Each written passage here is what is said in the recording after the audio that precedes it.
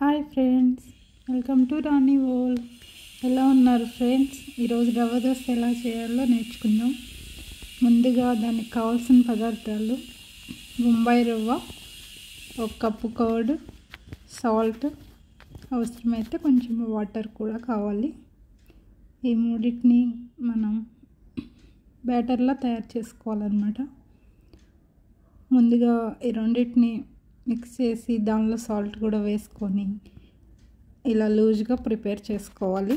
అవసరమైతే కొన్ని వాటర్ వేసుకోవచ్చు. ఇది ఓవర్ నైట్ నానబెట్టుకుంటే ఇంకా సూపర్ టేస్ట్ ఉంటుంది.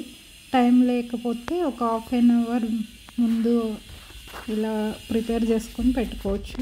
తర్వాత మనం ఇలా దోశలాగా వేసుకుంటే Emmy Emmy rava dosa ready. మీకు నచ్చితే లైక్ చేయండి, షేర్ చేయండి, కామెంట్ చేయండి. న్యూ అయితే సబ్స్క్రైబ్ చేసుకోండి ఫ్రెండ్స్. దీన్ని టమోటా చట్నీ, అల్లం చట్నీతో సర్వ్ చేసుకోవచ్చు.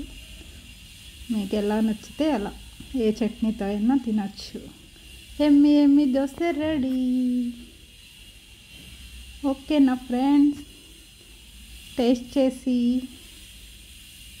ప్రిపేర్ చేసుకొని టేస్ట్ చేసి ఎలా ఉందో చెప్పండి ఫ్రెండ్స్. ఓకేనా?